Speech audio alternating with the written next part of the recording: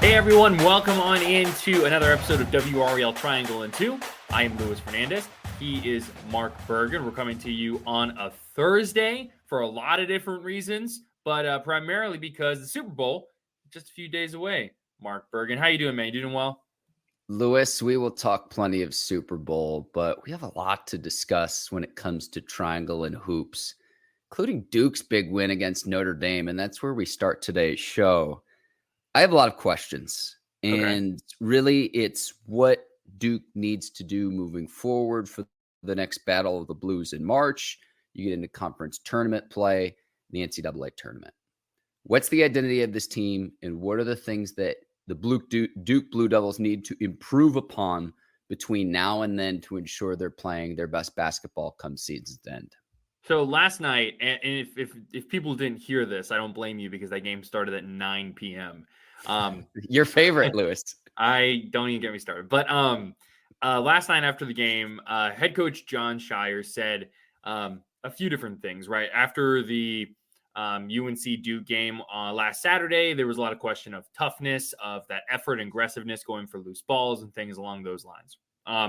So how did Duke respond? He felt like they responded well. He described, Monday's practice as a pretty standard Duke, I guess you could say. No one lost jerseys or lockers or anything like that, but you did have a pretty intense session. I'd say they bounced back well against Notre Dame. That was one thing all the players talked about in the locker room is they really wanted to emphasize playing better, playing more aggressive, and not relaxing, if you will. Was it perfect? No, but they were able to lean on their defense. Funny enough, I think one of the big things they have to get right is Kyle Filipowski, Mark. Okay, so is that how Duke's going to play, is through the big man? Walk us through this, Lewis. So, their guard play is very good. Obviously, you've got Tyrese Proctor, you got Jared McCain. Okay. And they've had some players start to step up. When you have people like Jeremy Roach being healthy again, that's huge for them. Mark Mitchell being healthy again, he's someone who can kind of bang around on the inside, get offensive rebounds. I believe they had a season high in terms of offensive rebounds, I want to say, last night. But what I think elevates Duke is when Kyle Filipowski is playing at an All-American level. And what he has really struggled with so far this year, especially like when I say this year, I mean 2024 especially, is foul trouble. That's on the scouting report. It's go get Kyle Filipowski in foul trouble. When you look at the past few games, right? 4 fouls against Notre Dame, 4 fouls against UNC, 4 fouls against Virginia Tech, 5 fouls against Clemson, 4 fouls against Louisville. Like, he's constantly playing on that edge. And I think what that's done is it throws him off. He gets frustrated. And sometimes he's not able to be as aggressive, right? The Clemson game where, Clemson just throws up on themselves at the very end. He only takes 8 shots. He plays 24 minutes. Last night against Notre Dame, he picked up his 3rd foul like very, very early in the second half, and he was visibly frustrated. He only scores 8 points. He, almost has a double-double, 8 points, 9 rebounds, but he only takes 9 shots. Like, after the game, Shire said, Filipowski has to be better, and some of that is on him, but some of that is on the coaches working on, helping him get better at handling foul trouble, using their defensive schemes to maybe not put him as open as, where people are able to easily attack him. But it's tough because they also need big men. They need people to help protect the paint, and Filipowski has to play a big role in that. This is no knock on any player, Lewis. This is a different team when Filipowski's on the floor and when Ryan Young is on the floor. And you could put Ryan Young in a pick and roll. Filipowski, I think, is a little bit more adept on the perimeter. You mentioned the foul trouble, though. I mean, he's Duke's best player. There's a reason why he had all the preseason accolades and all of that. Of when he's right, he's a matchup problem. And what I would want to see the next time Duke plays UNC in March is, I thought Bacot got the better of Filipowski down low in that first matchup in terms of the physicality, in terms of saying, I'm going to body this dude. And I'm Armando Bacot right now, to where it's just like, down low, I'm going to take care of business. The equalizer to me is what Filipowski can do on the outside with his touch, the inside and outside game, even as a big man. That to me is your equalizer. And when that's right, there's a reason he has an NBA future. But you have to get that right. And if you can't stay on the floor due to consistently getting in foul trouble, Ryan Young gets on the floor, opposing teams put you in a pick and roll, and you get a guard matched up on a big man, and that's how you start to create matchup problems on the defensive end of the floor. Yeah. And last thing I say, I will say, I do like what Ryan Young has done in the past few games, but it's different. It's different roles on the team, right? Mm-hmm. Ryan Young, I think he had 6 points, 5 rebounds, 2 blocks. Like, he plays that 6-man, that kind of glue guy very well in terms of what they want to do, but they really don't have a lot of depth when it comes to protecting the paint. And I think that's where especially that foul trouble is going to be important for the Blue Devils. So something to watch with Kyle Filipowski. But let's move on to a game that happened a little bit earlier this week. UNC losing to Clemson in Chapel Hill, just the second time in program history that has happened. The second time in the past 4 years, I guess. What? Because you had 2020 is when UNC last lost to Clemson in Chapel Hill. So, Mark, we've had a couple of days to stew on this one. What were your initial thoughts? Is it as simple as it was a down game? Is there more? Especially coming after a big win against Duke, is there more to it than just that? 2-60 for the Clemson Tigers in Chapel Hill, like law of averages. I'm not panicking yet, but if the Tar Heels don't take care of business this weekend, that's where I'm like, 3 of 4. Now is that a trend? 2 of 3 losses around that Duke game. You're getting ready to play your big rival. And it's a rivalry, not just here in North Carolina. Everyone in the country is watching when Duke and UNC lace up. It's this weekend of, you don't want North Carolina to peak too soon. We saw 2 years ago what can happen when a team gets hot at the right time and plays its best basketball at the right time of the season. But my point being, that team got hot at the right time. You hope with this current UNC team that they didn't peak too soon in the season, because when they're right and they play hard, this is a really fun team to watch. But you got a TCB, and that's take care of business this weekend on the road against the Miami Hurricanes. Yeah, I think a ticket for Courtney Banghart's crew at this point would be much more than $8. I think for UNC, it's, you don't want to turn it into a trend. You don't want to turn it into a habit. You do worry a little bit about maybe the peaking a little early, but it's going to be a big game on Saturday against Miami. For the Tar Heels, because also when you look at it, right, unless something cataclysmic happens here, they should have the ACC in pretty good shape. But you're also kind of looking at the even bigger picture for UNC, right? Trying to get a 1 seed. I think they're kind of fighting an uphill battle just because of what the metrics have to say about the Atlantic Coast Conference. I think Ken Palm right now has them at 8. The net, I think, has them at like 10 or so. But they're still in a position where if they win the games they should win, beat some of the good teams left on their schedule, win the ACC tournament, they're going to be in contention for a 1 seed.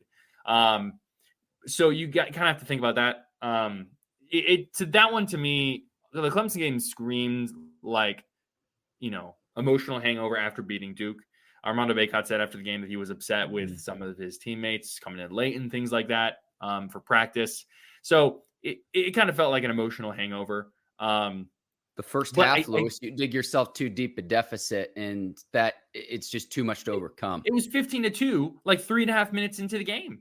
I mean, and then Clemson makes good shots. Like, I mean, what do you expect? But the one thing I would like to see from UNC is a little more consistency from Cormac Ryan. Just pulling up some of his numbers here really quick, right? Part of the reason why, and he was always a little bit of a streaky shooter, I think, at Notre Dame. But part of the reason why you bring him in is for his 3-point shooting. Against Clemson, 0-6. Against Duke, 2 of 5. Against Georgia Tech, 3 of 10. So he's shooting less than 30%. from three this season. So you'd like to see him kind of step up a little bit in that regard. I'm sure that's something they're working on. So I don't know. I'm not pressing the panic button on UNC yet, but Saturday's game is going to be big. You hope Seth Trimble will be okay, because Seth Trimble, I think, showed, especially in that Duke game, he's actually shown all season. He's been phenomenal to have coming off the bench in terms of energy, in terms of defense, his ability to make open shots. You really hope he comes back for the Tar Heels. How far does North Carolina fall in the AP top 25 after the loss to Clemson? I don't know. I mean, Clemson's going to be one of those bubble teams, a team that I think should probably make the tournament. I think that UNC win is going to be their big win on their resume. So I don't know. I mean, maybe a little bit, but I'm not so much worried about the AP top 25 for UNC at this point as I am the metrics and net and things like that. So I still think they're top 10, assuming that they beat Miami. If they lose to Miami, it's going to be a little bit of a free fall, but I still expect the Tar Heels to be in the top 10. Let's talk some NC State before we get into Super Bowl, Lewis. Yeah. NC State in the pit. And right now, let's just be honest. Wolfpack looking the outside in, going in as we approach March closer and closer. I'm looking at the rest of the schedule, and you've got to win more than you lose, but there's two opportunities here where you can claw your way back in. Just as soon as you think you're out, they drag me back in, to quote The Godfather 3.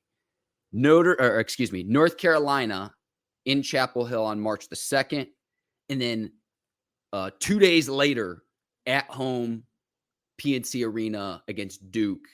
You've got to win at least one of those two, maybe even both, but you've got to win more than you lose down the stretch, because, again, right now, NC State's on the outside looking in when it comes to making the NCAA tournament.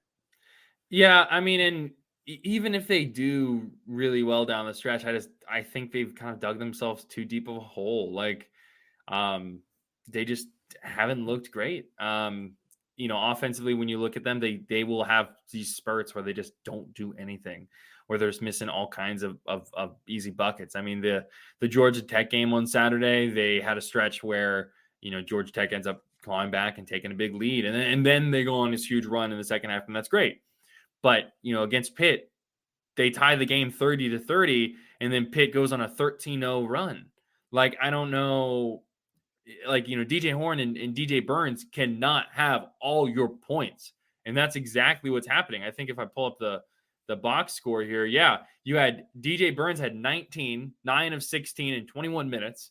DJ Horn, he started off a little slow, but 25 points, 5 of 10 from 3. The rest of their starters can contribute 7 points. Like, you can't have that. In KenPom, they're 80 right now. In the net, not to just bring up the numbers. Whoa, excuse me. Bless you. Oh, thank you. In net, they're 80 as well. Like, these are on the outside looking in type things. They went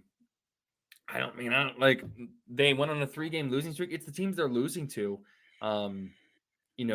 7-4 sounds a lot better than 7-5 now in the ACC, and they just needed, because of how poor their out-of-conference schedule was, and I say it over and over and over again, but they needed to rack up wins in the ACC, and that's just not what things are looking like for the Wolfpack right now. It's not a WRAL Triangle and Tube podcast unless you bring up that point about NC State, or if you mention North Carolina Tar Heels 3-point shooting defense, Lewis. I mean, we call it like it is. We call it like it is.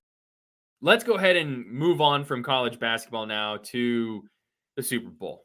Super Bowl 58, if I'm reading my Roman numerals correctly. The Kansas City Chiefs versus the San Francisco 49ers. Mark, you have the floor, sir. All right. The biggest storyline to me is, can Mahomes, Kelce, and Andy Reid get number 3? If this happens, and I think you could already make the argument, I think Mahomes moves into the Mount Rushmore of greatest quarterbacks of all time. He might already be there. I think you got Brady, Montana, Elway, Peyton Manning. I think Patrick Mahomes is right there if he gets it done on Sunday. So I think that's the biggest thing going in. Got a few other things I'll touch on, Lewis, but I'll let you hop in here. Yeah, no, I agree. If Patrick Mahomes and the Chiefs take care of business, yeah, I mean he's been in. I've said this for a while now that I feel like Patrick Mahomes is the most talented thrower of the football I've ever seen. Um, Mm. I think High before that praise. was before I think that was Aaron Rodgers, right? And now Mhm. I think it's Patrick Mahomes. Like it's been that way for a while now. And it's always just been about, okay, what will his resume look like? Will he continue to build it? And I mean, you look at like the first 6 seasons of Tom Brady and the first 6 seasons of Patrick Mahomes, and he's like right there, which is wild to think of. And so if you haven't thought the Chiefs were a dynasty, a win in the Super Bowl, I think will confirm that they are a dynasty for whatever that means. Let me hop in. If the Chiefs win, they'd be the first team since 03-04 when the New England Patriots went back to back. I can't believe that the Chiefs are even in the Super Bowl considering where this team was at Yeah. offensively earlier in the year. And they've won in a different style than they have with the high flying offense we're accustomed to seeing with the Chiefs in previous seasons. A little bit of a different style of football with this current Kansas City team. Yeah, their defense is the reason why they are so successful, right? Like a big part of the reason why I thought that the Ravens were going to win in the AFC Championship game was because of their defense. And the Chiefs defense out defensed the Ravens. They've got it on all levels. Good linebacker core, great secondary, especially at corner. You've got Chris Jones up the middle on the defensive line, who just absolutely causes havoc. Stud. I mean, they are so good defensively and offensively. You've got Patrick Mahomes. You've got a solid offensive line. Travis Kelce is rounding back in form. Isaiah Pacheco is fantastic. And their receiver core is improving, which is why I mean MVS, is starting to catch the football deep down the field now. Rashee Rice is no longer a rookie, truly, but is playing of high quality. And when you got Patrick Mahomes back there who nullifies any pass rush because you just can't bring them down, like I mean, it is a recipe for success. But I also feel like we're not giving the 49ers enough credit, Mark. We'll talk about the 49ers in just a second, Lewis. But did you know that Taylor Swift's flying in from Tokyo for this game? Yes, Mark. I know that Taylor Swift is flying in from Tokyo for this game. I'll reiterate the point that I made, Mark, last time on the Triangle and Two. I hope every single Taylor Swift football hater can kick rocks. I hope they show her all the time. Tell us how you really feel, Lewis. Listen, I hope Taylor Swift has a great time, and I hope that the Kansas. I'll be rooting for the Chiefs. I've said that. So yeah, that's where I'm at. I have a lot of questions if and when the Chiefs win, because we think, oh, well, this is going to be winding down now that football season's done. Taylor just won her 4th Grammy for Album of the Year. Just announced a new album due out in April. Savvy businesswoman. Savvy. I'm not going to knock her for that. But when the confetti's coming down and she gets a smooch with Travis, and does Travis propose? What a time that would be. Could they go to Disney World? Could they co-host SNL together? The possibilities are endless, Lewis. And we think that this is winding down. Nah. We're just gonna ratchet it up even more. We're in a Taylor Swift world. And in terms of fame, I'm talking in terms of fame here.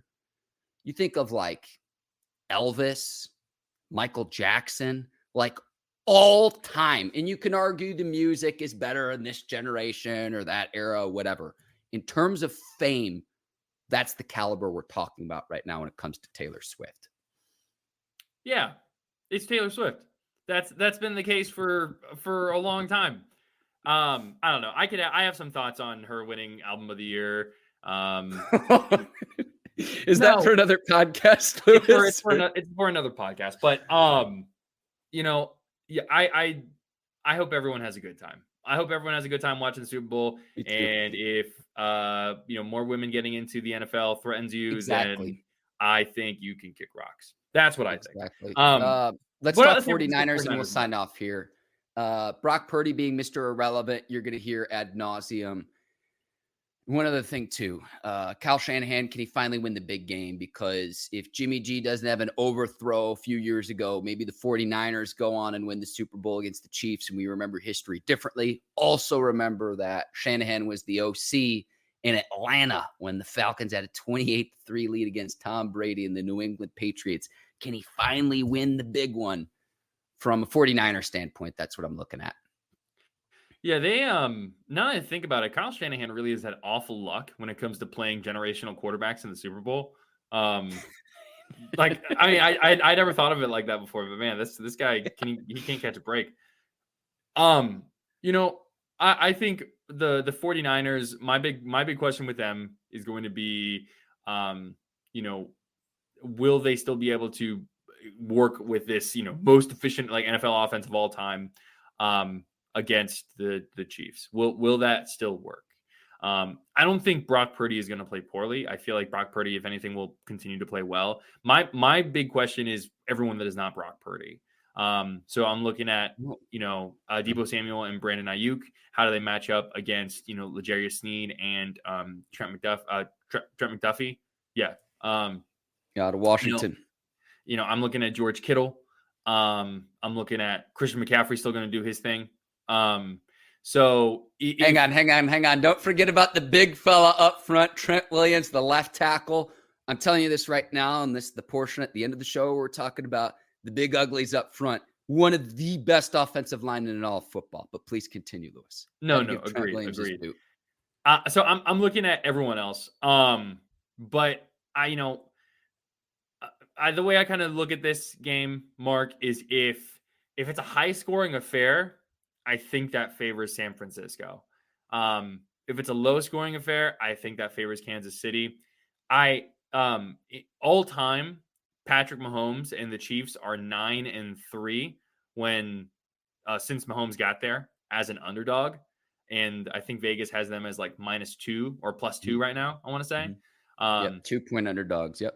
So you know, but at the same time, in my mind, I'm like, okay, is this Vegas trying to get people to pick against the 49ers? So does that mean the 49ers are actually going to win? I'm going back and forth. I don't feel great about picking this game. I lean Chiefs because I don't like picking against Patrick Mahomes because he's the equalizer. He's the equalizer. I'm with you there. If I have to pick, I'd pick the 49ers, but I have a lot of the same sentiments where it's like, I'm really going to go against Mahomes again, and Purdy playing in his first Super Bowl. The nerves, like what that does, and the psyche and the pressure. We'll see though. Super Bowl Sunday. If we could pool our money together, $7 million, Lewis, we could put together a Super Bowl commercial. So look for that. It's always so much fun. There's something for everyone. There's going to be a lot of movie trailers as part of those commercials. I'm excited to just get just all the different hors d'oeuvres and chips and dips, and just, you know, it's always just a great celebration, and it's a little bittersweet that football season's coming to an end, but I'm not trying to wish my life away. Sunday cannot come soon enough. Have you seen the Paramount Plus commercial? I don't think so. No. You'll pay attention for that one. I've seen that one ahead of time. That's a good one. If you know, you know. Speaking of Paramount Plus too, and I know that they have the Mission Impossible movie on it now. Keep an eye out for the new Mission Impossible trailer. It's going to be due out this summer. Should be sick. And honestly, Lewis, I think this is a good place for me to wrap, because now we're talking movies. This is why you come to WRAL Triangle and 2, is for our thoughts on trailers and commercials. Either way, thank you for listening. Thank you for watching to another episode of WRAL Triangle and 2. I'm Luis Fernandez. He's Mark Bergen. You can catch us wherever you get your podcasts. You can also watch us on 99.9 The Fan on their YouTube page. Like, subscribe, good ratings, all that stuff. Thank you everyone for listening, for watching, and we will see you next week.